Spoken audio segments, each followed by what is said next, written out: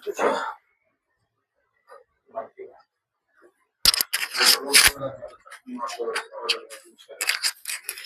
అండి. దేవుని పిలుపు, దేవుని ఏర్పాట్లో ఉన్న వ్యక్తుల గురించి బాగా చెప్పడం జరిగింది. సంతోషం. నేను ఎక్స్పెక్ట్ చేసిన దానికంటే బాగా చెప్పారు సహోదరులు. అంత మాత్రం కాకుండా కొత్త విషయాలు తెలియపరిచారు. అందుని బట్టి మీకు వందనాలు తెలియజేస్తున్నాను బ్రదరు. కొత్త విషయాలు మనకి తెలియపరిచారు అన్నమాట. చాలా సంతోషం. అయితే సహోదరులు ఆల్రెడీ వివరించారు. దేవుని పిలుపు, దేవుని ఏర్పాట్లో ఉన్నవారు ఎలా ఉంటారనే అంటే రెండు విషయాలు తెలియపరిచారు. అయితే దేవుడు మనల్ని ఎందు నిమిత్తం పిలుచుకుంటారు? కొంతమంది సహోదరులు చెప్పారు, కొంతమంది భక్తుల్ని దేవుడు పిలిచారు, దేవుడు ఏర్పాటు చేసుకున్నారు. ఎందు నిమిత్తం ఏర్పాటు చేసుకుంటారు దేవుడు అని అంటే, మన ద్వారా ఆయన చేయాలనుకున్న కార్యములు చేయించడానికి కొంతమందిని దేవుడు ఎన్నుకుంటాడు. అలాగే ఎన్నుకున్న వారంలోని అందరం కూడా ఈ దినాన మనం అందరం ఇక్కడ కూడామని అంటే ఒకరి ద్వారా ఒకరు ఎన్నుకోబడ్డవారే. అంటే ఫర్ ఎగ్జాంపుల్ ఇక్కడ సంఘం ప్రారంభించాలని ఆశ కలిగినప్పుడు సహోదరు శాంసన్ కి పీటర్తో నేను డిస్కస్ చేయడం జరిగింది. అంటే దేవుడు నన్ను ఎన్నుకున్నారు, నా ద్వారా వాళ్ళందరినీ ఇక్కడికి వచ్చి సత్య సువార్తని తెలియపరచడానికి చక్కని ఉద్దేశాన్ని దేవుడు కలిగి ఉన్నాడు కాబట్టి నన్ను ఎన్నుకున్నాడు, ఏర్పాటు చేసుకున్నారు. అలాగే దేవుడు ఒక్కొక్కరిని ఒక్కొక్క విధంగా ఏర్పాటు చేసుకుంటారు అనమాట. సో ఆ విధంగా దేవుడు మనల్ని పిలుచుకోవడానికి గల కారణం ఏంటి? నన్ను పిలిచాడంటే నన్నే కాదు, మనందరినీ దేవుడు పిలిచాడు, దేవుడు ఏర్పాటు చేసుకున్నాడు. ఆయన సంకల్పంలో ఉన్న మనమందరం కూడా ఆయన సంకల్పంలో ఉన్నవారమే. ఎందుకు దేవుడు మనందరూ పిలుచుకున్నాడు అని అంటే, మనందరం కూడా సమాధానంగా ఉండాలంట. ఒకరి పట్ల ఒకరు సమాధానం కలిగి ఉండాలి. దేవుడు సమాధానకర్త కదా, సమాధానానికి అధిపతి కదా, లేదంటే దేవుడు పరిశుద్ధుడు కదా. సో అతను లాగా ఉండాలి అని చెప్పేసి ఈ దినాన మనందరినీ కూడా దేవుడు ఏర్పాటు చేసుకున్నారు. సో మనం ఏం చేయాలంటే దేవుడు కోరిన విధంగా జీవిస్తూ, దేవుడు మన విషయంలో ఏ ఏర్పాటు అయితే కలిగి ఉన్నాడో ఆ ఏర్పాటును మనం నెరవేరుస్తూ మన యొక్క జీవితాన్ని ముందుకు కొనసాగించాలి. సో మనం సమాధానం కలిగి ఉండాలని చెప్పేసి లేఖన భాగాలు తెలియపరుస్తున్నాయి. 1 కొరింథీయులకు 7వ అధ్యాయము 15వ వచనం. 1 కొరింథీయులకు 7వ అధ్యాయము 15వ వచనంలో తెలియపరుస్తున్నాడు ఆ మాట దేవుడు. అపొస్తలుడైన పౌలు ద్వారా తెలియపరుస్తున్నారు. అయితే అవిశ్వాసి అయిన వాడు ఎడబాయవచ్చును, అట్టి సందర్భములలో సహోదరికైనను ఎటువంటి నిర్బంధము కూడా లేదు. ఒకవేళ అవిశ్వాసి నిన్ను ఎడబాస్తాడేమో, ఒకవేళ నువ్వు దేవుని ఏర్పాట్లో ఉన్న బిడ్డవైతే, ఒకవేళ దేవుని ఏర్పాట్లో ఉన్న కుమార్తె అయితే కనుక నువ్వు ఎంత మాత్రం కూడా సందేశించొద్దు. చదవండి. సమాధానముగా ఉండుటకు దేవుడు మనల్ని పిలిచి ఉన్నాడు. దేవుడు మనల్ని ఎందుకు పిలిచాడు అని అంటే, దేవుడు మనల్ని ఎందుకు ఏర్పాటు చేసుకున్నాడు అని అంటే, మనమందరం కూడా సమాధానంగా ఉండడానికి కోసం మాత్రమే దేవుడు మనల్ని ఏర్పాటు చేసుకున్నారు. మనము అవిశ్వాసుల వలె లేదంటే అవివేకుల వలె మనం ఇతరులతోని గొడవ పడేటటువంటి బుద్ధిని నువ్వు కొనసాగించవద్దు. నువ్వు నా కుమారుడివి, నా కుమార్తెవు కనుక నువ్వు ఎంత మాత్రం కూడా అసమాధానంగా ఉండకుండా సమాధానంగా ఉండుటకి నిన్ను పిలిచి అని అన్నాడు అనమాట. సో మనం ఏం చేయాలి అంటే సమాధానం కలిగి ఉండాలి, ఇతరుల పట్ల సమాధానం కలిగి ఉండాలని చెప్పి లేఖన భాగాలు తెలియపరుస్తున్నాయి. అంత మాత్రం కాకుండా దేవుడు మరొక కారణం చేత మనల్ని పిలిచి ఉన్నారు. ఎందుకు అని అంటే, మోడు బారిపోతున్న నీ జీవితంలోని, చీకటిలో ఉంటున్న నీ జీవితాన్ని వెలుగు ప్రసాదించడానికి, నీ యొక్క జీవితాన్ని వెలుగుగా మార్చడానికి దేవుడు నిన్ను పిలుచుకున్నాడు.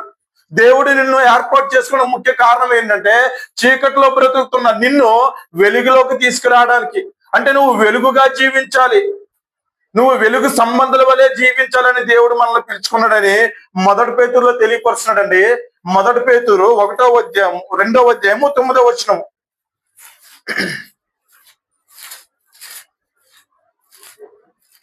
1 పేతురు 2వ అధ్యాయము 9వ వచనం. అయితే మీరు చీకటిలో నుండి ఆశ్చర్యకరమైన తన వెలుగులోనికి మిమ్మల్ని పిలిచిచున్నాను. చాలండి.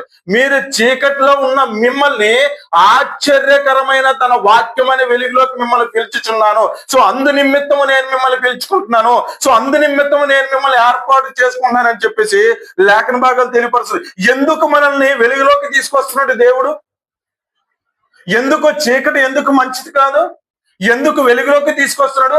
ఎందుకంటే దేవుడు వెలుగు సంబంధి, దేవుడి వెలుగు సంబంధి కనుక.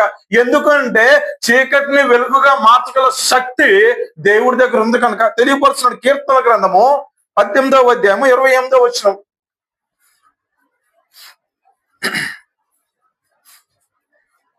18వ అధ్యాయము 28. 18వ. అవునండి. దేవుడు యథార్థ 18. నా దీపము వెలిగించువాడు నీవే, నా దీపము వెలిగించువాడు నీవే, నా దేవుడైన యెహోవా చీకటిని వెలుగుగా చేయగలవాడు దేవుడు మాత్రమే. అందుకే దేవుడు మనల్ని వెలుగులోకి పిలుచుకున్నాడని చెప్పేసి లేఖన భాగాలు తెలియపరిచినాయి. అంత మాత్రమే కాకుండా దేవుడు మనల్ని ఎందు గురించి పిలుచుకున్నాడు అని అంటే మరొక విషయం తెలుసుకున్నట్లయితే కనుక క్రీస్తులో బ్రతుకుటకు నిన్ను నన్ను పిలుచుకున్నాడు. తన అద్వితీయ కుమారుల్లో బ్రతుకుటకు, తన యొక్క నామములో బ్రతుకుటకు నిన్ను నన్ను పిలుచుకున్నాడని లేఖన భాగాలు తెలియపరుస్తుంది. రోమీయులకు రాసిన పత్రిక 1వ అధ్యాయము 7వ వచనంలో తెలియపరుస్తున్నాడు ఆ మాట. క్రీస్తులో బ్రతుకుతా అంటే క్రీస్తు సంఘంలో బ్రతుకుతా. క్రీస్తు నామము అంటే ఆయన యొక్క సంఘము, క్రీస్తు సంఘము. నామము అని అంటే పేరు కాదండి, నామము అంటే ఆయన అధికారము. అంటే క్రీస్తు సంఘానికి క్రీస్తు ప్రభువారు అధికారి. సో అందుకు ఆయనలో ఉండుటకు నిన్ను నన్ను పిలుచుకున్నారని లేఖన భాగాలు తెలియపరుచు. చదవండి. దేవుని సువార్త నిమిత్తము ప్రత్యేకింపబడిన వాడునైనా రామలో ఉన్న దేవుని ప్రియులందరికీ, అనగా పరిశుద్ధులుగా ఉండుటకు పిలువబడిన వారికి అందరికీ శుభమని చెప్పు రాయనది. అపోస్తలుడైన పౌలు మాట్లాడుతున్న మాట్లాడివి. మన తండ్రి అయిన దేవుని నుండి, ప్రభు అయిన యేసుక్రీస్తు నుండి కృపా సమాధానములు మీకు కలుగును గాక. దేవుడు తన కుమారుడును మన ప్రభు అయిన యేసుక్రీస్తు విషయమైన ఆ సువార్తను పరిశుద్ధ లేఖనముల యందు ఉంచి తన ప్రవక్తల ముందు వాగ్దానం చేసెను. యేసుక్రీస్తు శరీరమును బట్టి దావీదు సంతానముగాను మృతుల్లో నుండి పునరుద్ధరణైనందున పరిశుద్ధమైన ఆత్మను బట్టి దేవుని కుమారుడుగాను ప్రభావంతో నిరూపించబడెను. ఈయన నామము నిమిత్తము సమస్త జనులు విశ్వాసమునకు విధేయులగినట్లు ఈయన ద్వారా మేము కృపను అపొస్తలులతోను పొందితిమి. మీరును వారిలో ఉన్నవారై యేసుక్రీస్తు వలె ఉండుటకు పిలువబడితిని. చూడండి, మనమందరము కూడా ఈ పూర్వీకుల వలె మనమందరం కూడా దేవుడు ఏర్పాటు చేసుకున్న వారి వలె ఉండుటకు మనమందరం కూడా పిలువబడతామని చెప్పి లేఖన భాగాలు తెలియపరచబడి. చివరి మాట చూసుకున్నట్లయితే ఈయన నామము నిమిత్తము సమస్త జనులు విశ్వాసమునకు విధేయులగినట్లు ఈయన ద్వారా మేమును కృపను అపొస్తలులతోను పొందితిమి. ఎవరు? అపొస్తలులు పౌలు పలుకుతున్న మాట. అంటే క్రీస్తు ద్వారా మేము కృపను అపొస్తలులతోను పొందితిమి అంటే క్రీస్తుకి అపొస్తలుగా ఉండుటకు మేము అర్హత సాధించితిమి. మీరును కూడా వారిలో వలె, మీరు అంటే మనమందరం కూడా వారి వలె ఉండుటకు మనం పిలువబడితిమి అని చెప్తాను అంటాడనమాట మాట. అంటే మరి ఎందుకు పిలువబడతామనంటే ఆ దినాన అపోస్తులు ఎలాగైతే దేవుని యొద్ద దాసత్వం చేసి ఉన్నారో, ఆ దినాన అపోస్తులు వాళ్ళందరూ ఎలాగైతే పరిశుద్ధంగా ఉన్నారో, ఆ దినాన వారు ఎలాగైతే సమాధానంగా నీతిమంతులుగా ఎలాగైతే నడుచుకున్నారో అటువంటి జీవితం మనమందరం కూడా జీవించాలని చెప్పేసి దేవుడు వారి ద్వారా మనల్ని పిలుచుకున్నాడు. దేవుడు మనల్ని ఏర్పాటు చేసుకున్న గల ముఖ్య ప్రధానమైన కారణము అదేని చెప్పి లేఖన భాగాలు తెలియపరచమాట. మీరును వారిలో ఉన్నవారే యేసుక్రీస్తు వారుగా ఉండుటకు పిలువబడుతురి. అంటే మనం మందరము కూడా యేసుక్రీస్తుకి మాదిరిగా జీవించాలి.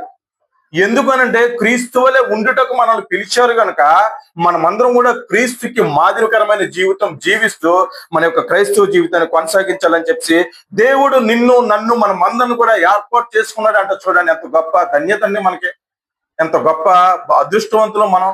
ఆ విధంగా ఎవరండి పిలుస్తారు? అరే పలానా ప్లేస్ లో బంగారం దొరుకుతుందిరా అని అంటే ఈ దినాన జనాలు ఎలాగొన్నారంటే ఎవరికి చెప్పకుండా మనం అక్కడ వెళ్ళి ఒక బ్యాగ్ తీసుకెళ్లి నింపుకుని వచ్చేది అనేటటువంటి పరిస్థితి అనమాట. లోకంలో అటువంటి పరిస్థితి ఉంది. ఆ పరిస్థితి కాదు. నేను దేవుడును, మీ నిజమైన దేవుడును, నేను సత్యవంతును, నీతిమంతును, సర్వాధికారిని, సర్వ సృష్టికర్తని, నాతో పాటు మీరందరూ కూడా ఆ యొక్క బంగారు గనిని తీసుకెళ్లాలని మిమ్మల్ని నేను పిలుచుకున్నానని చెప్పేసి దేవుడు మనకి ప్రత్యక్షపరుస్తున్న మాటలండి ఇవి. సో అటువంటి గొప్ప ధన్యతను మనం పొందుకోవాలంటే మనం ఏం చేయాలంటే, మనం ఆయన యందు భయభక్తులు కలిగిన జీవితాన్ని జీవిస్తూ మన యొక్క క్రైస్తవ జీవితాన్ని ముందుకు కొనసాగించాలని లేఖన భాగాలు తెలియపరుస్తున్నాయి. మరొక మాట చూసుకున్నట్లయితే, క్రీస్తుతో సహవాసం కొరకు దేవుడు మనం పిలిచాడంట. చూడండి, ఇప్పుడు ఎగ్జాంపుల్, ఒక సీఎం ఉన్నాడు, అతనితో మనం సరితూగలమా?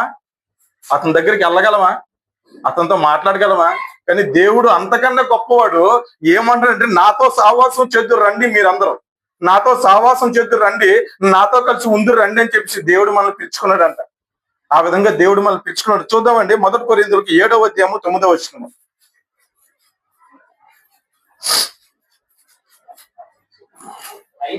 అయితే మనస్సు నిలుపలేని ఎడల పెండ్లి చేసుకొనవచ్చును. పెళ్లి చేసుకోవడం మేలు, మరియు పెళ్లైన వారికి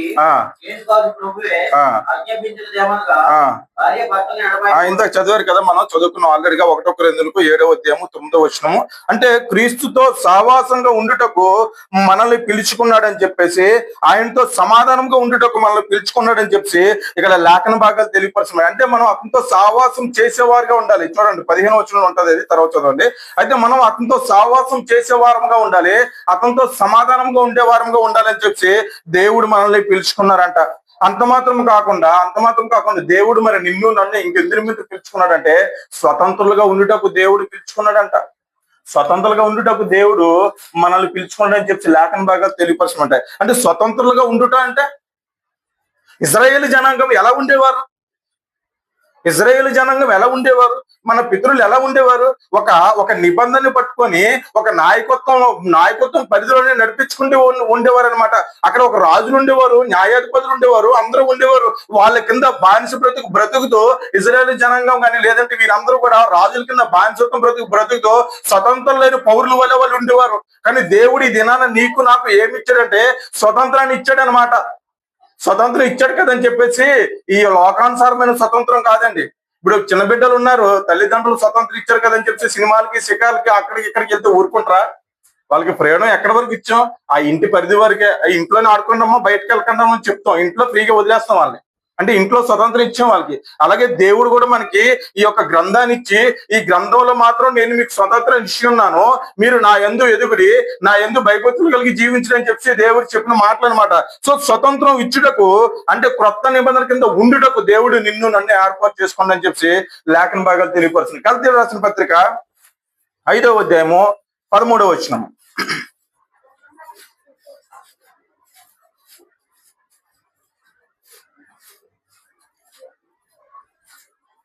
5వ అధ్యాయము 13వ వచనం.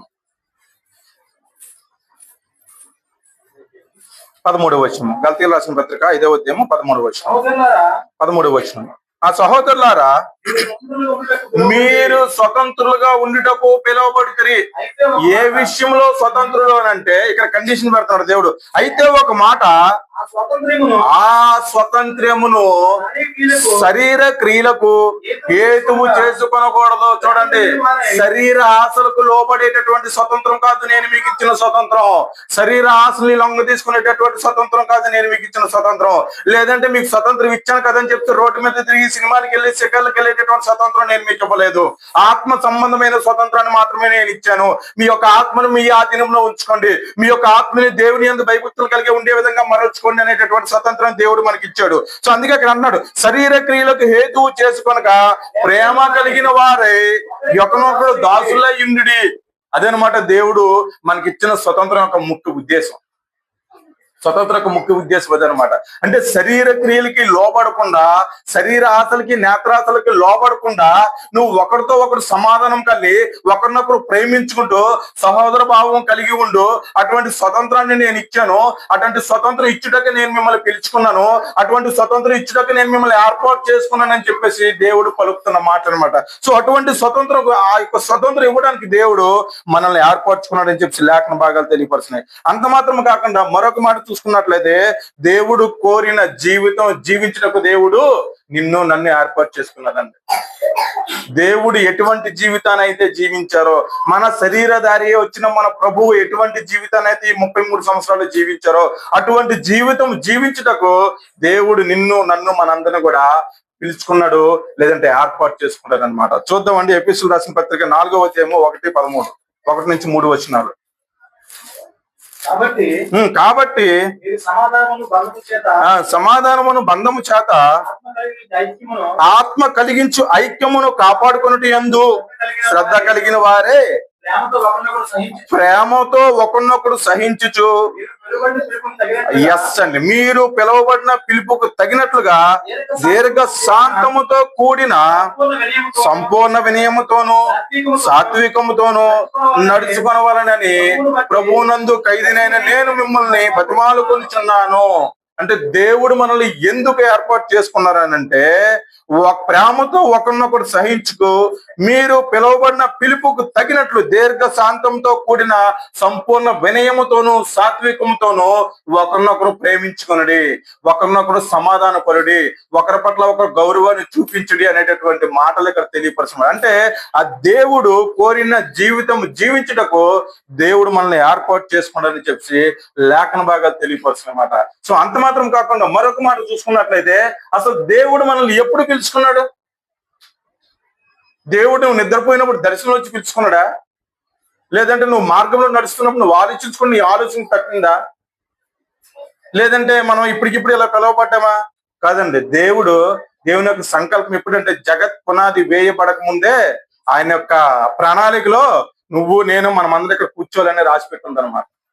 అది దేవుని యొక్క గొప్ప. ఎఫెసీయులకు రాసిన పత్రిక 1:6 చూడండి బ్రదర్, ఇక్కడే ఉంది. 1:6 ఎట్లనగా తన ప్రియుని యందు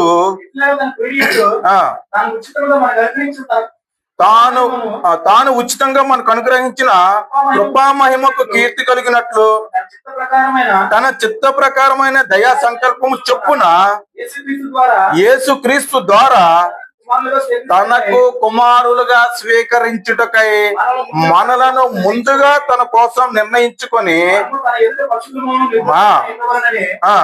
అంటే జగత్ పునాది వేయబడక మున్పే ప్రేమ చేత ఆయన క్రీస్తులో మనల్ని పిలిచాడంటే చూడండి ఎంత గొప్ప మాట అండి, ఎంత చక్కని మాట తెలియపరుస్తున్నాడు ఇక్కడ దేవుడు లేఖనాల్లోని. అంటే క్రీస్తు ద్వారా మాత్రమే జగత్ పునాది వేయబడక ముందే ప్రేమ చేత ఆయన క్రీస్తులో మనల్ని ఏర్పరచుకున్నాడు అంట. క్రీస్తులో అంటే క్రీస్తు నామంలో, ఆయన అధికారంలో, ఆయన సంఘంలో, అది క్రీస్తులో అంటే అది అంటే జగత్ పునాది వేయబడక ముందే దేవుడు నిన్ను నన్ను మనందరం కూడా పిలుచుకున్నాడు అనమాట. కోయిన్సిడెంట్ ఏంటంటే మన బైబిల్ ట్రైనింగ్కి వెళ్ళినప్పుడు ఈ మాటలే మాకు రేపు ఎగ్జామ్ ఉంది. 4-7 అంటే దేవుని యొక్క ఆశీర్వాదాలు, దేవుడు మనకిచ్చే కృపా ఆశీర్వాదాలు అనేటటువంటి ఒక ఎగ్జామ్ అనమాట. ఈ 4-7 చదవాలి. ఎంత చదివిన ఎక్కట్లేదు, అంటే ఏజ్ దాటిపోయింది కదా. సో అదనమాట. అంటే దేవుడు మనల్ని జగత్ పునాది వేయబడక ముందే క్రీస్తులు ఏర్పాటు చేసుకున్నారని చెప్పేసి లేఖన భాగాలు తెలియపరుస్తారు. అంత మాత్రం కాకుండా 2 తిమోతి 1:9-10 వచనాలు చూసుకున్నట్లయితే అనాది కాలంలోనే దేవుడు మనల్ని ఏర్పాటు చేసుకున్నారనే మాట కనబడుతుంది. 1:9-10 వచనాలు. మన క్రియలను బట్టి కాక తన స్వకీయ సంకల్పమును బట్టి అనాది కాలమునే క్రీస్తు యేసునందు మనకి అనుగ్రహింపబడినది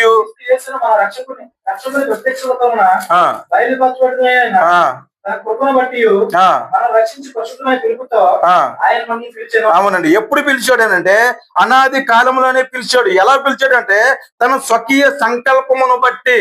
ఎవరో ప్రేరేపించిన సంకల్పం కాదు, లేదంటే ఎవరో చెప్తే మనల్ని పిలుచుకోలేదు. తన స్వకీయ సంకల్పము బట్టి అనాది కాలమునే క్రీస్తు యేసునందు మనకు అనుగ్రహించబడినది, క్రీస్తు యేసును మన రక్షకును ప్రత్యక్షత వల్ల భయపరచడది, తన కృపను బట్టి మనల్ని రక్షించి పరిశుద్ధమైన పిలుపుతో ఆయన మనలను పిలిచెను. చూడండి, అనాది సంకల్పం అన్నమాట ఇది. ఎప్పుడుదనంటే జగత్ పునాది వేయబడక నుంచే క్రీస్తులో మనల్ని దేవుడు ఏర్పాటు చేసుకున్నారు, క్రీస్తులో మనల్ని దేవుడు పిలిచాడు. అంత మాత్రం కాకుండా తన స్వకీయ సంకల్పమును బట్టి కాక అనాది కాలంలోనే మనల్ని దేవుడు ఏర్పాటు చేసుకున్నాడు అనమాట. అది దేవుని యొక్క పిలుపు అలా ఉంటది, దేవుని యొక్క పిలుపు అలా ఉంటది. ఇప్పుడు ఈ మధ్య పిలిచిందో, మొన్న పిలిచిందో, నిన్న పిలిచిందో కాదండి. అది ఏదో అనాది సంకల్పం నుంచే ఉందన్నమాట ఆ యొక్క పిలుపు ఆయనలోని. సో మనం ఈ దినాన్ని మనం అందరం ఇక్కడ కూడి ఉన్నామనంటే కేవలం దేవుని యొక్క పిలుపు వల్ల మాత్రమే, దేవుని యొక్క పిలుపు వల్ల మాత్రమే. లేకపోతే ఎక్కడో లోకంలో జీవిస్తున్న నేను ఇక్కడికి రావటం ఏంటి, లేదంటే ఎక్కడో లోకంలో బ్రతుకుతున్నా మనం అందరం కూడా ఇక్కడికి రావడం ఏంటి అని అంటే అది దేవుని యొక్క కేవలం ఉచితమైన కృప వల్ల మాత్రమే, ఆయన అనాది సంకల్పం వల్ల మాత్రమే మనం అందరం కూడా ఇక్కడ కూడి ఉండడానికి ముఖ్య కారకులం అయ్యాం అనమాట. అంటే దేవుని యొక్క పిలుపు, దేవుని యొక్క ఏర్పాటు లేకుండా నువ్వు నేను మనమందరం కూడా ఏమీ చేయలేమని చెప్పేసి లేఖన భాగాలు తెలియపరిచినాయి. సో అంత మాత్రం కాకుండా మరొక విషయం చూసుకున్నట్లయితే కనుక దేవునికి లోబడటం వల్ల మనకు ఉపయోగాలు ఏంటి? బాగుంది, దేవుడు పిలిచాడు, దేవుడు ఏర్పాటు చేసుకుంటూ సో ఆయన సన్నిధిలోని ఆయన మందిరంలోని నిరంతరం వాక్యం చదువుకుంటూ ప్రార్థన చేసుకుంటూ గడుపుతాం, సంతోషం. ఉపయోగాలు ఏంటి? ఇప్పుడు ఈ దినాన మనుషులు అనుకున్నారంటే సెల్ఫీస్ అనమాట, ఉపయోగం లేకుండా ఏది చేయరు. మనం డ్యూటీకి వెళ్తున్నాడు, మనం డబ్బులు ఇస్తారుగా డ్యూటీకి వెళ్తున్నాం. లేదంటే మనం ఎవరికైనా పని చెప్పారంటే ఎక్కడైనా పనికి వెళ్ళి వచ్చామంటే ఏంటి మనకేంటి నాకేంటి అనేటటువంటి సందర్భాలు లేక అంటే ఉపయోగం లేకుండా మనం ఏమైనా చేస్తామా? చెయ్యం. మనం అంటే మన యొక్క శరీర తత్వం, మన యొక్క బుద్ధి ఆ విధంగా ఇదైపోయింది అనమాట, మౌల్డ్ అయిపోయింది అనమాట. సో అందుకే ఇక్కడ తెలియపరుచుడు దేవును పిలుపుకు లోపడటం వల్ల మనకి ఆత్మీయ సంబంధమైన ఉపయోగాలు ఎన్నో ఉన్నాయండి. అవి ఈ దినాన ఈ క్షణాన్ని నీకు కనబడకపోవచ్చు, కొంతమందికి కనబడవచ్చు, కొంతమందికి కనబడకపోవచ్చు. కానీ దేవుని యొక్క సంకల్పంలో, దేవుని యొక్క ఏర్పాటులో, దేవుని యొక్క పిలుపులో ఉన్న మనకందరికీ కూడా దేవుడు ఎన్నో బహుమానాలు ఏర్పాటు చేశాడంట. చూద్దాం, పిలుపు రాసిన పత్రిక 3వ అధ్యాయము 14వ వచనము. ఎన్నో బహుమానాలు ఏర్పాటు చేశారంట, ఎన్నో బహుమానాలు పొందుకుంటామంట మనం.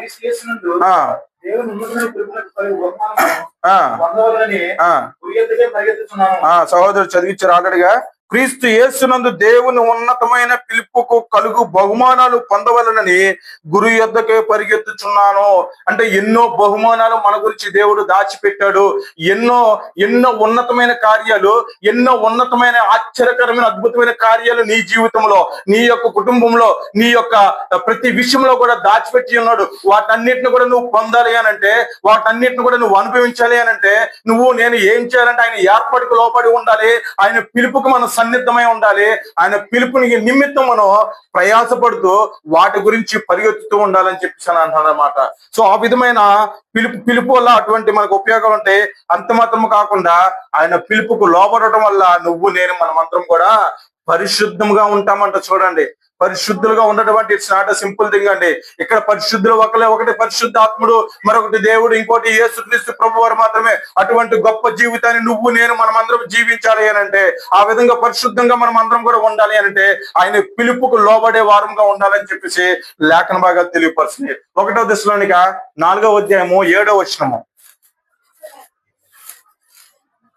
1వ దశలోనిక 4వ అధ్యాయము పరిశుద్ధులగుటకే దేవుడు నిన్ను నన్ను మనందరం కూడా పిలిచాడు. చూడండి, పరిశుద్ధులగుటకే పిలిచిన గాని అపవిత్రులుగా ఉండేటప్పుడు నిన్ను నన్ను పిలవలేదండి. దేవుని పిలుపుకి మనకు పరిశుద్ధులుగా ఉండటకు దేవుడు మనల్ని పిలిచాడు కాబట్టి ఆ పిలుపుకి లోబడి, ఆ యొక్క ఏర్పాటుకు లోబడి నువ్వు నేను జీవిస్తే కనుక పరిశుద్ధంగా ఉంటామంట. చూడండి, అంతకంటే గొప్ప ధన్యత ఏం కావాలంట మనకి? మనమందరం కూడా పరిశుద్ధ జనాంగముగా ఎంచబడాలంట. ఆయనకి కుడి చేతి ప్రక్కన ఉండేవారుగా ఉండాలంట. ఆయన గొర్రెలుగా ఉండాలి కానీ మేకలుగా ఉండకూడదని చెప్పి మత్తయి సువార్త తెలియపరచు. సో అటువంటి గొప్ప ధన్యకరమైన జీవితాన్ని నువ్వు నేను మనం అందరం జీవించాలి అని అంటే ఆయన పిలుపుకు లోబడాలి. ఆయన పిలుపుకు లోబడి ఆయన ఏర్పాట్లు మనం ఉన్నట్లయితే కనుక పరిశుద్ధంగా ఉంటాం అన్నమాట. అంత మాత్రం కాకుండా ఒకవేళ దేవుని యొక్క పిలుపుకు కానీ ఆయన ఏర్పాటు కానీ నువ్వు నేను మనం అందరం లోబడినట్లయితే కనుక ఎవరైతే ఇంకా రక్షించబడలేదో, ఎవరైతే ఇంకా లోకంలో తిరుగుతున్నారో, ఎవరైతే ఇంకా పాపమైన ఊపిలో బ్రతుకుతున్నారో వాళ్ళందరూ కూడా పరిశుద్ధంగా అవ్వాలంటే, వారందరూ కూడా యొక్క లోకం నుంచి నిత్య జీవం పొందేటటువంటి యొక్క మంచి గొప్ప పరిశుద్ధ పట్టణంలో పాలిభాగస్తులు అవ్వాలంటే ఆయన పిలుపుకు లోబడాలని చెప్పి లేఖన భాగాలు తెలియపరుస్తున్నాయి. రక్షింపబడిన వారు రక్షింపబడతారు ఒకవేళ నువ్వు పిలుపుకు లోబడినట్లయితే. నీ సహోదరుకు నువ్వు యొక్క వాక్యాన్ని చెప్పు, వాళ్ళు విన్నట్లయితే యొక్క పాపంలోంచి వాళ్ళు రక్షించబడతారు. ఈ లోకముల నుంచి వాళ్ళు రక్షించబడతారు. అది రక్షించబడటం అంటే. సో మన యొక్క మాటలు, దేవుడు మనల్ని ఎవరినైనా రక్షించబడ్డానికో లేదంటే ఎవరినైనా ఈ యొక్క మందిరానికి తీసుకురావడానికి ఏర్పాటు చేసుకున్నారేమో, దయచేసి మీరు అందరూ కూడా స్వపరీక్ష చేసుకొని ఆ విధమైన ప్రయాస పడాలి, ఆ విధమైన ప్రయత్నాలు చేయాలి. ఆ విధంగా చేసినట్లయితే కనుక ఎవరైతే ఈ యొక్క పాపమైన ఊబిలో ఉన్నారో, ఈ లోకమైన పాపంలో ఉన్నారో వారందరూ కూడా వేరు చేయబడతారంట, వెలుగు సంబంధుల వల్లే అవుతారంట. సో వాళ్ళు వెలుగు సంబంధం వల్ల అవడానికి నీ వైపు నుంచి, నీ నోటు నుంచి, నీ మనసు నుంచి, నీ హృదయం నుంచి చక్కని దేవుని మాటలు వాళ్ళకి విశదపరిచినట్లయితే, తెలియపరిచినట్లయితే వాళ్ళందరూ కూడా రక్షించబడతారు. అది రక్షణకు నడిపించబడ్డ. అంత మాత్రం కాకుండా పాపం నుంచి విముక్తి కలుగుతుంది. పాపాల నుంచి విముక్తి కలుగుతుంది నువ్వు దేవుని ఏర్పాటులో పిలుపులో ఉన్నట్లయితే. అంత మాత్రం కాకుండా దైవిక ఆశీర్వాదాలు పొందుకుంటావంట, నువ్వు దేవుని యొక్క దీవెనలు పొందుకుంటావంట, దేవుని యొక్క దీవెనలు పొందుకుంటావంట. కొంతమంది అంటారు, ఏంటి సార్ ఎంత ప్రార్థన చేసిన నాకు కార్యాలు జరగట్లేదంటే, దానికి బెస్ట్ ఎగ్జాంపుల్ ఏంటంటే యెహోషువ ఎరుకో పట్టణాన్ని ఆ యొక్క యుద్ధంలో యెహోషువ విజయం సాధించినప్పుడు దేవుడు అతనికి ఒక కండిషన్ పెడతాడు. ఏం కండిషన్ అంటే, ఈ యొక్క పట్టణంలో ప్రతిది కూడా శపితమైనదే, దాంట్లోంచి నువ్వు ఏది కూడా తీసుకెళ్ళదని చెప్తాడు అనమాట. కానీ ఎవరొకరు ఉంటారు కదా బ్యాచ్లు కక్కుతాళ్ళు, అందులో ఆకాని ఒకడు ఉంటాడు. ఆడు ఏం చేస్తాడంటే, అతను ఏం చేస్తాడంటే అక్కడికి కావలసిన, అంటే ఆయన తిరుగుతూ ఉంటే ఆయనకి మంచి కనువింపుగా కనబడ్డదేమో ఒక పై వస్త్రాన్ని, అంటే మంచి చక్కని వస్త్రాన్ని, కొంత బంగారాన్ని, కొంత వెండిని తీసుకెళ్లి ఆ గుడారంలో తవ్వి అందులో పాతి పెడతాడు. ఆ తర్వాత యెహోషువ ఆ యొక్క యుద్ధంలో గెలిచిన తర్వాత హాయి అనే చిన్న పట్టణాల మీదకి యుద్ధానికి వెళ్తాడు దేవుడు. యెహోషువ వెళ్తాడు. అంత చిన్న పట్టణం కదా, దానికి అంతమంది యుద్ధ వీరులు ఎందుకు అని చెప్పి 100 మందిని పంపిస్తాడు. 100 మందిని తరిమి కొడతారు. అలాగే 2-3 సార్లు వెళ్తాను, ప్రయత్నించేస్తాను, అయినా యుద్ధం రాదు. అదేంటి, దేవుడు యెహోషువ మోకరించి దేవుని అడుగుతాడు, ఏం దేవుడా, నేను ఇంత పెద్ద పట్టణాన్ని జయించాను కదా, నాకు జయాన్ని ఇచ్చావు కదా, ఇంత చిన్న పట్టణం మీద ఓడిపోవడానికి కారణం ఏంటి అని అంటే దేవుడు ప్రత్యక్షపరుస్తాడు అనమాట. శపితమైంది నీలో ఒకరు తీసుకున్నాడు, ఆ యొక్క శాపము, ఆ యొక్క పాపము నీ నుంచి పోతే తప్ప నీకు విజయం కలగదు అని చెప్పేసి అంటాడనమాట. అయితే అంటే అతను ఒక పాపాన్ని పెట్టుకున్నాడు. ఆ పాపాన్ని పెట్టుకుంటూ ఆ లోకంలో బ్రతుకుతూ నువ్వు ఎంత ప్రార్థన చేసినా నీకు క్రియ జరగలేదంటే మనకు అర్థం కావట్లేదా? అదేంటి, ప్రార్థన చేసినా కూడా, ఎంత మోకరించినా కూడా, ఎంత ఉపవాస ప్రార్థన చేసినా కూడా నా యొక్క జీవితంలోని మేలు కలగట్లేదే, నా యొక్క జీవితంలోని మంచి పనులు జరగట్లేదే, ఎందుకని చెప్పి మనం వెనక్కి తిరిగి ఆలోచించామా? ఆలోచించకపోగా ఈ దినాన పరిస్థితి ఎలాగుందంటే, ఎవరైతే ప్రార్థన చేసే పాస్టర్ ఉంటారో, ఎవరైతే పెద్ద ఉంటారో వాళ్ళ మీద నింద మోపుతూ ఉంటారన్నమాట. అది కాదు మనం చేయాల్సింది. మన లోపాలను మనం గుర్తించి, మన యొక్క లోపాలను మనం ఎరిగి వాటిని సవరించుకొని నువ్వు ముందుకు వెళ్ళినట్లయితే దేవుడు నీ కుటుంబాన్ని బహుమెండుగా ఆశీర్వదిస్తాడు, గొప్పగా దీవిస్తాడంటే ఆ సందర్భం ఉంటుంది అన్నమాట. చివరికి యెహోషువ వాళ్ళని ఐడెంటిఫై చేసి వారందరిని కూడా చంపేస్తే అప్పుడు యెహోషువకు తిరిగిలేని విజయాలు సాధించుకుంటూ వెళ్తారు. అంటే మన దగ్గర లోపం ఉంచుకొని మనం ఎంత ప్రార్థన చేసినా దేవుడు దాన్ని అంగీకరించకపోవచ్చు, ఆ ప్రార్థనకు తగిన ప్రతిఫలం దయచేయకపోవచ్చు. కొన్ని సందర్భాల్లో ఒకవేళ నీలో ఏమైనా లోపాలు ఉన్నా కూడా దేవుడు నీకు విజయాన్ని ఇవ్వచ్చు. కానీ దాన్ని మనం ఏం చేయాలంటే, అరే నేను ఎన్ని తప్పుడు పని చేస్తున్నా కూడా దేవుడు నాకు ఇంత విజయాన్ని ఇస్తున్నాడే, నేను ఎందుకు మళ్ళీ వెనక్కి వెళ్ళాలి, ఎందుకు మళ్ళీ ఊబిలోకి బ్రతకాలి, నేను బయటకు వచ్చేదనేటటువంటి ఆలోచన కలగజేయడం కోసం దేవుడు కొన్ని విజయాలు ఇస్తుంటాడు. సో వాటన్నింటిని కూడా మనం గమనించడం. అయితే ఇక్కడ దేవుని పిలుపు లోపడటం వల్ల దైవిక ఆశీర్వాదాలు పొందుతాయి అని చెప్పేసి లేఖన భాగాలు తెలియపోతుంది. సమయం అయిపోతుంది. అయితే అంత మాత్రం కాకుండా దేవుడు నిర్ణయించిన మార్గంలో నడుస్తామనేటటువంటి తృప్తి, సెల్ఫ్ సాటిస్ఫాక్షన్ అన్నమాట. దేవుని పిలుపుకి, దేవుని ఏర్పాటుకి లోబడి ఉన్నాం అనుకో, మనకి ఎటువంటి పరిస్థితి ఉంటదంటే, ఆయన యొక్క పిలుపుకి లోబడి జీవించినట్లయితే మనకు ఒక సెల్ఫ్ సాటిస్ఫాక్షన్, ఒక తృప్తి ఉంటది అనమాట. సో అటువంటి తృప్తి మనం అందరం కూడా పొందుకోవాలి అంటే ఆయన పిలుపుకి లోబడాలి. అంత మాత్రం కాకుండా మరొక మాట చూసుకున్నట్లయితే, లోబడడం వల్ల దేవునితో సంబంధం ఏర్పరచుకున్నవాడు అవుతావు, దేవునితో రిలేషన్ మెయింటైన్ చేస్తున్నవాడు అవుతావు అనమాట. సో దేవునికి లోపడడం వల్ల మనం దేవునికి దగ్గరగా ఉండేటటువంటి అవకాశాలు ఎక్కువ ఉంటాయి అనమాట. ఫర్ ఎగ్జాంపుల్, ఒక సీఎం ఉన్నాడు, అతనికి ఆయన దగ్గర పిఏ కానీ లేదంటే ఆయన పనిచేసే వాళ్ళు కానీ ఏం చేస్తారు, అతనికి లోపడుతూ ఉంటారు. లోపడడం వల్ల ఏమవుతారు, ఆయనతో మంచి రిలేషన్ మెయింటైన్ చేస్తూ ఉంటారు, అంతే కదా. లేదు, ఈ నాకు సీఎం ఏంది అని చెప్పేసి మనం వాడికి ఎగ్నెస్ట్కి వెళ్ళాం అనుకో, ఏం చేస్తాడు, వాడి దగ్గర పని చేసే పని కూడా లేకుండా తీసేస్తాడు. సో అందుకే మనం ఏం చేయాలంటే దేవునితో సంబంధాన్ని కొనసాగించాలి అని అంటే మనం దేవునికి లోబడే వారంగా ఉండాలి, ఆయన పిలుపుకి లోబడే వారుగా ఉండాలని చెప్పి తెలియపరుస్తున్న కీర్తన గ్రంథము 91వ అధ్యాయము 1 నుంచి 16 వచనాలు కూడా ఉంటాయి. అందులో ఒక మంచి మాట చూసుకుని మనం ముందుకు వెళ్ళిపోతాం. చదవండి.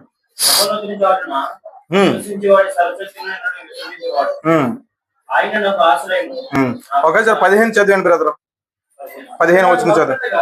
అతడు నాకు మొరపెట్టగా నేను అతనికి ఉత్తరం ఇచ్చేదను, శ్రమలో నేను అతనికి తోడై ఉండేదను, అతను విడిపించి అతను గొప్ప చేసేదను, దీర్ఘాయువు చేత అతను తృప్తిపరిచేదను, నా రక్షణ అతనికి చూపించేదను. అంటే దేవుని పిలుపుకు లేదా ఆయన ఏర్పాటుకు లోబడడం వల్ల దేవునితో సంబంధం ఏర్పడుతుంది అనమాట.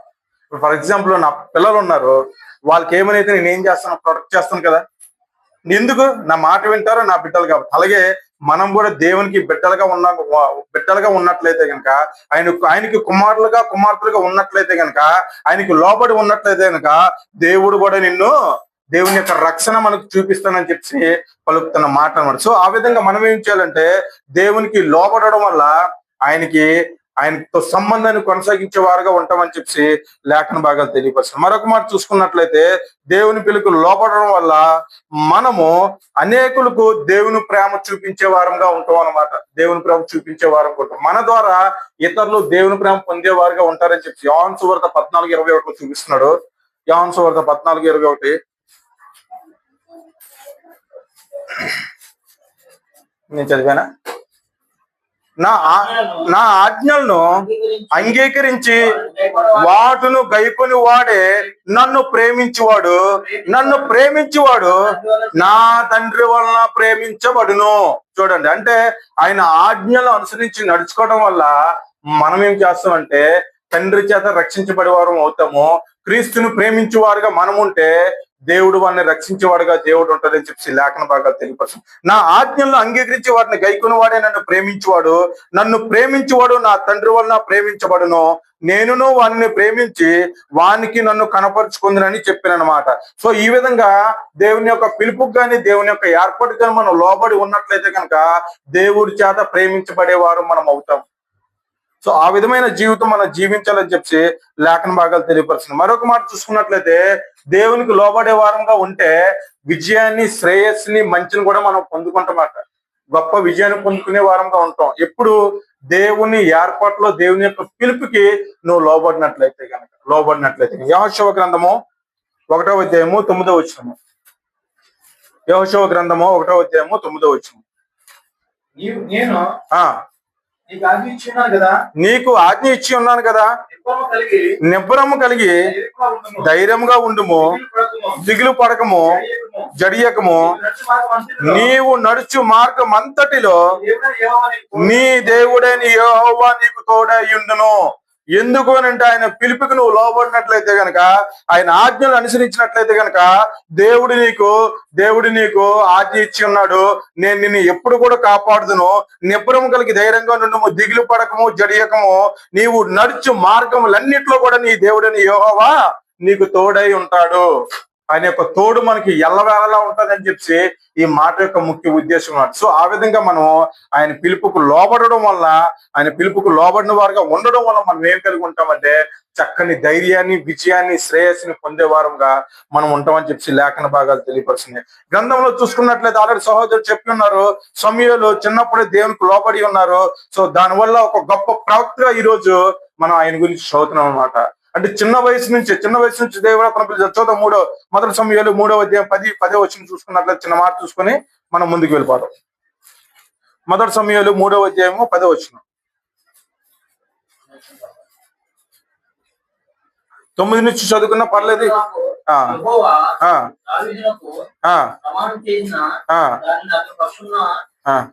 ఎక్కడి నుంచి చదువుతున్నాడు? 3వ అధ్యాయము 7 నుంచి చదివే. 7 నుంచి జస్ట్ ఆ కాంటెక్స్ట్ చూసుకుని ముందుకు వెళ్ళిపోదాం. మొదటి సమూయేలు 3వ అధ్యాయము 7. సమూయేలు అప్పటికి యెహోవాని ఎరగలేదు గనుక యెహోవా వాక్కు అతనికి ఇంకా ప్రత్యక్షం కాలేదు. అంటే యెహోవా అంటే ఎవరు? ఆయన మాట అంటే ఏంటి అంటే విషయాలు సమయాలకు తెలియదు కాబట్టి ఏం చేస్తున్నాడు ఇక్కడ దేవుడు అతను ప్రత్యక్షమైతే ఏం చేస్తున్నాడు చూడండి. యెహోవా మూడో మారు సమయాన్ని పిలవగా లేచి ఏలీ దగ్గరికి వెళ్ళాడు. చదవండి. చిత్తము నీవు నన్ను పిలిచితివా, ఇదిగా వచ్చింది నేను. అంటే దేవుడు పిలుస్తుంటే ఆయన ఆ ఏలి పిలిచాడేమో అని చెప్పేసి ఆయన దగ్గరికి వెళ్ళాడు. ఆయన దగ్గర పడుకొని ఉంటే ఆయన నేను నిన్ను పిల్లలేదు, నువ్వు వెళ్ళి పడుకో అన్నాడు. మళ్ళీ సమయం మళ్ళీ రెండోసారి దేవుడు పిలిచాడు. మళ్ళీ ఆయన దగ్గరికి వెళ్తే పిలిచారా ప్రభు అంటే నేను నిన్ను పిల్లలేదు, వెళ్ళి పడుకో అన్నాడు. మూడోసారి ఏలి గ్రహించాడు, ఇదేంటి ఇన్నిసార్లు వస్తున్నాడు నేను పిలవకుంటే అని చెప్పేసి ఆయన గ్రహించుకొని ఓకే ఒకవేళ ఈసారి పిలిస్తే, చదవండి, ఈసారి పిలిస్తే ఏం చెప్పాలన్నాడు అన్నాడు. అప్పుడు అంటున్నాడు 10వ వచనం, తరువాత యెహోవా ప్రత్యక్షమై నిలిచి ఆ రీతిగా సమూయేలు అని పిలవగా సమూయేలు అంటున్నాడు, నీ దాసుడు ఆలకించుచున్నాడు, ఆజ్ఞ ఇమ్మనెను. అంతటి యెహోవా సమూయేలుతో ఇలా సెలవిచ్చెను, ఇశ్రాయేలీలో నేను ఒక కార్యము చేయబోచున్నాను, దాని వినివారందరి చెవులు గింగురుమనును. అంటే ఇక్కడ చాలు అయితే ఇక్కడ ఏం తెలియపరుస్తున్నాడంటే ఈ సమూయేలు ఏం చేశాడంటే ఆ చిన్న వయసులోనే దేవుని యొక్క మాటకి, దేవుని యొక్క పిలుపుకి, ఆయన ఏర్పాటుకి లోబడ్డాడు. అది తెలియపరుస్తాడు. కాబట్టి సమూయేలు యెహోవాకు ప్రవక్తగా స్థిరపడిను. దాను మొదలుకొని బెయేర్షెబా వరకును ఇశ్రాయేలు అందరూ తెలుసుకునేది. ఆ దినాన సమూయేలు దేవుని యొక్క పిలుపుకి, దేవుని యొక్క ఏర్పాటుకి లోబడ్డాడు కాబట్టి ఇప్పటి వరకు కూడా గొప్ప ప్రవక్తగా అక్కడ స్థిరపడిపోయాడంట. ఆ మాట 20వ వచనం తెలియపరుస్తున్న మాట తర్వాత చూద్దాం. అంటే దేవుని యొక్క పిలుపుకి లోబడితే మనం కూడా గొప్పగా ఉన్నతమైన స్థితిలో ఉండే వారంగా ఉంటామని లేఖన భాగాలు తెలియపరిచినాయి. అంత మాత్రం కాకుండా యెషయా కూడా అన్నాడు అనమాట. యెషయా కూడా ఆయన యొక్క పిలుపుకు లోబడి ఆయన నన్ను పంపు అని చెప్పి ఆయన ఒప్పుకున్నాడు అనమాట. ఆ మాట చూసుకుని యెషయా గ్రంథం 6:8 తర్వాత చూద్దామండి, తర్వాత చూసుకుందాం. అంత మాత్రం కాకుండా ఇక్కడ మరియా కూడా దేవుని యొక్క పిలుపుకు లోబడి గర్భం దాల్చింది. పరిశుద్ధాత్మైన వరం ద్వారా గర్భం దాల్చడం జరిగింది మరియా కూడా. అంటే అంత గొప్ప. వీళ్ళందరి గురించి మనం చెప్పుకుంటామంటే వాళ్ళు దేవుని యొక్క పిలుపుకు లోబడ్డారు కాబట్టి, వాళ్ళందరూ పరిశుద్ధంగా ఉన్నారు కాబట్టి మనం వారి గురించి ఈ రోజు మాట్లాడుకునేటటువంటి సందర్భం ఉందన్నమాట. అంత మాత్రం కాకుండా ఇంత సహోదరులు చెప్పాడు, సిమియోను, ఆంద్రేయ వారి పిలుపుకు లోబడి సమస్త మొత్తం అంతకు విడిచిపెట్టి దేవుడు పిలిచాడు కదా అనేటటువంటి చక్కని మాటను పట్టుకుని వాళ్ళందరూ అక్కడ వలలో గెలలో పడవలు అన్ని విడిచిపెట్టి వెళ్ళిపోయారు. చూద్దాం ఒకసారి ఆ మాట. మార్క్స్ వార్త 1వ అధ్యాయము 16-18 చూసుకొని మనం చివరిగా వెళ్ళిపోదామండి. అయిపోయింది, సమయం కూడా అయిపోయింది కదా మనకి. మార్క్స్ వార్త 1వ అధ్యాయము 16-18 ఆయన 17 నుంచి చదివాను. యేసు నా వెంబడి రండి, నేను మిమ్మల్ని మనుషులను పట్టు జాలరుగా చేసేదని వారితో చెప్పిన వెంటనే వారు వలలు విడిచి ఆయనను వెంబడించిరి. చూడండి, వీళ్ళిద్దరంట ఇక్కడ సిమియోను 16వ వచనం చదువుకున్నట్లయితే కనుక సిమియోను సహోదరుడు ఆంద్రేయ సముద్రంలో వలలు వేయట చూచి వారు జాలరులు. అప్పుడు యేసు అన్నాడు, నా వెంట రండి, నా వెంబడి రండి, నేను మిమ్మల్ని మనుషులను పట్టు జాలరులుగా చేసేదాన్ని అన్న పిలుపుతోటి వీళ్ళు ఏం చేశారంటే వాటన్నిటిని కూడా విడిచిపెట్టి యేసుక్రీస్తు వెనకాల వెళ్ళిపోయారు. చూడండి, అంత గొప్ప పని. సో అటువంటి గొప్ప సమర్పణ జీవితం మనం అందరం కూడా కలిగి ఉండాలి. అటువంటి గొప్ప సమర్పణ జీవితం కలిగి ఉండాలన్నమాట. మనము ఆరాధన ఎన్ని గంటలకంటే అంతకన్నా ముందే వచ్చే వారంగా మనం ఉండాలని చెప్పేసి మీకు అంటే మనం అందరం కూడా ఆరాధన ఈ సమయానికి కేటాయించబడ్డది, ఈ సమయానికి నిర్దేశించబడ్డది అంటే అది దేవుని యొక్క ఏర్పాటుని మనం గ్రహించి మనం ఏం చేయాలంటే ఆరాధన సమయం కంటే ముందే 10 నిమిషాల ముందే వచ్చి మనం ఇక్కడ అటెండ్ అయిపోవాలన్నమాట. అటువంటి గొప్ప ఏర్పాట్లో మనం కూడా లోబడి ఉండే వారంగా ఉండాలని చెప్పి లేఖన భాగాల్లో తెలియపరచనమాట. అయితే ఈ కాలంలో మనం దేవుని పిలుపుకు లోబడే వారుగా మనం ఉండాలి. మనం ఎలా ఉండాలంటే దేవుని పిలుపుకు లోబడే వారుగా మనం అందరం కూడా ఉండాలని చెప్పి లేఖన భాగాలు తెలియపరచు. ఆ విధంగా చేసినట్లయితే దేవుని యొక్క ఆశీర్వాదాలు పొందుకుంటావు, నిత్య జీవం పొందుకుంటావు, ఆయన యొక్క పరిశుద్ధ పట్టణంలోని పాలుభాగస్సులు అయ్యేటటువంటి సందర్భం ఉంటది. అటువంటి అవకాశాన్ని నువ్వు చేజిక్కుంచుకున్న వాడు అవుతావు అని చెప్పి లేఖన భాగాలు తెలియపరుస్తున్నావు. అలాగే అలా దేవుని యొక్క దేవునికి లోబడి అంటే ఆయన పిలుపుకు లోబడి జీవిస్తే దేవుడు మనల్ని దీవిస్తాడు. ఒకవేళ లేకపోతే నరకానికి పంపేటటువంటి సందర్భం ఉందని లేఖన భాగాలు తెలియపరుస్తున్నాయి. యెషయా గ్రంథం 1వ అధ్యాయము 19వ వచనంలో చూసుకున్నట్లయితే ముగింపులోకి వస్తుంది చివరి మాట. యెషయా గ్రంథము 19వ వచనము. అంటే మనమందరం కూడా ఈ విధమైన సమర్పణ జీవితాన్ని కలిగి ఉండాలని చెప్పి మీరు సమ్మతించి నా మాట వినిన ఎడల మీరు భూమి యొక్క మంచి పదార్థములను అనుభవింతురు. లేకపోతే గనక సమ్మతింపగా తిరగబడిన ఎడల నిశ్చయంగా మీరు ఖడ్గము పాలగుదురు అని చెప్పి యెషయా ప్రవక్త తెలియపరుస్తున్న మాటలండి. అంటే మనమందరం కూడా ఏం చేయాలంటే ఆయన పిలుపుకి ఆయన ఏర్పాటుకి లోబడి జీవించే వారంగా ఉండాలని చెప్పి ఈ యొక్క లేఖన భాగాలు మనకు విస్తృతపడుతున్నమాట. సో మనమందరం ఏం చేయాలంటే ఆయన పిలుపుకి లోబడే వారంగా ఉండాలని చెప్పి తెలియపరుస్తుందండి. అయితే మనమందరం కూడా ఏం చేయాలంటే ఆయన పిలుపుకు లోబడి ఆయన ఏర్పాటుకు లోబడి జీవించే వారంగా ఉండాలి. మనమందరం కూడా ఆ విధమైన జీవితం జీవించినట్లయితే ఆ యొక్క పరిశుద్ధ పట్టణంలోని పాలుభాగస్తులు అవుతాము, నిత్య జీవం పొందే వారంగా ఉంటాం అనమాట. సో ఇప్పటికి కూడా ఇంకెవరైతే బాప్తిసం తీసుకున్న వారున్నా, లేదంటే ఇప్పటికి కూడా ఎవరైనా ఇంకా సమర్పించుకోలేదు, ఇంకా సమర్పణ జీవితం కలిగి ఉండాలనేటటువంటి ఆలోచన కలిగి ఉన్నారు, ఎవరైతే ఉన్నారో, ఎవరి ద్వారా అయితే అటువంటి మాటలు వాళ్ళకి తెలియపరచబడుతున్నాయో అదే పిలుపుగా గ్రహించి, అదే పిలుపుగా భావించి బాప్తిసం తీసుకునేటటువంటి అవకాశాన్ని ఏర్పరచుకోవాలి. అటువంటి ఆలోచన కలిగి ఉండాలని చెప్పి మీకు తెలియపరచుకోండి. సో మనమందరం కూడా ఒకే కుటుంబంలో దేవుని క్రీస్తు వారి సంఘంలోనే ఆయనతో సహవాసులుగా ఉండడానికి ప్రయత్నించాలి.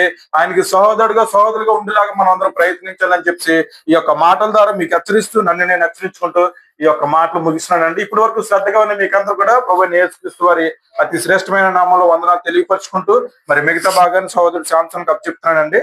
మరి నడిపించి, మరి ప్రభురాత్రి భోజనాన్ని నడిపించి మిగతా కార్యక్రమాన్ని కూడా నడిపించవలసిందిగా తెలియపరుస్తున్నాను.